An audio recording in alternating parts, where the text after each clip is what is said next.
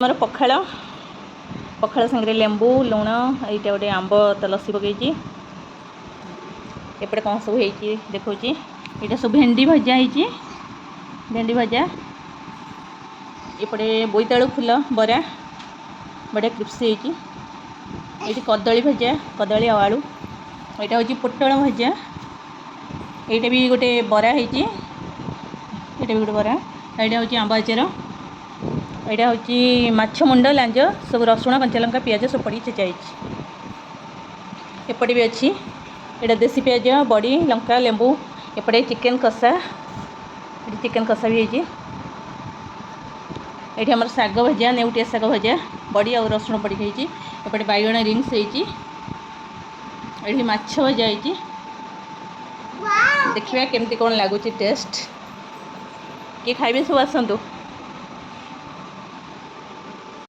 ଏବେ ପଖାଳ ଖାଇକି ଟେଷ୍ଟ କରିବା କେମିତି ଲାଗୁଛି। ଝିଅ ତାର ବସିକି ଖାଇଲାଣି।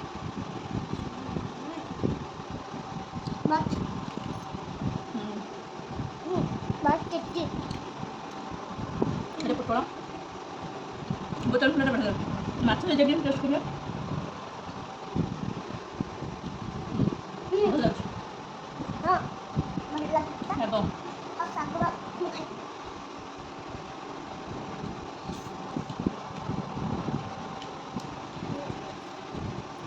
ଝିଅ କେମିତି ଖାଉଛି ଦେଖିବା। ମାମାଲି ଖାଇଦିଅ। ମାଛ ଖାଅ, ମାଛ ମାଛ ନେଇ ଖାଅ। ଖାଇଦିଅ। ମାମାଲି ଭଲ ଲାଗୁଛି ନା? ମାମାଲି କେମିତି ଲାଗୁଛି? ଟେଷ୍ଟି। ଶାଗ ଭଲ ଲାଗୁଛି। ଖାଇବେ ସବୁ। ମୋ ମମି କେତେ ଆଇଟମ କରିକି ଖାଇବା ଆସ। ବଛା ବଛା ଧାନ ବଡା କଞ୍ଚା ଖାଉଛ। ଦେଖ ସମସ୍ତେ କେତେ ଭଜା ହେଇଛି। ଏଇଟା ସବୁ ଶାଗ ହେଇଛି, ଏଇଟା ସବୁ ବାଇଗଣ ଭଜା ହେଇଛି, ଏଇଟା ସବୁ ମାଛ ହେଇଛି। ଆମେ ସେଇଟା ଏଇଟା ଆମର ଖାଉଛୁ। ଏଇଟା ଚିକେନ୍ ହେଇଛି, ଦେଶୀ ପିଆଜ। ଏଇଟା ବେଶୀ ପିଆଜ, ବେଶୀ ଲଙ୍କା, ବେଶୀ ବଡ଼ି, ବେଶୀ ଏଇଟା। ଦେଖ କେତେ ପଖାଳ ଭାତ। ମା ଝିଅ ଖାଉଛୁ।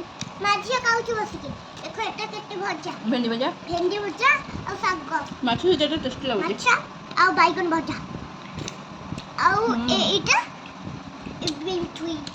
ଏଇଟା ମାଛ। ଏଇଟା ବଡ ଶୀଘ୍ର ଖାଇଦିଅ। କିଏ ସବୁ ଖାଇବେ ଆସନ୍ତୁ ପଖାଳ।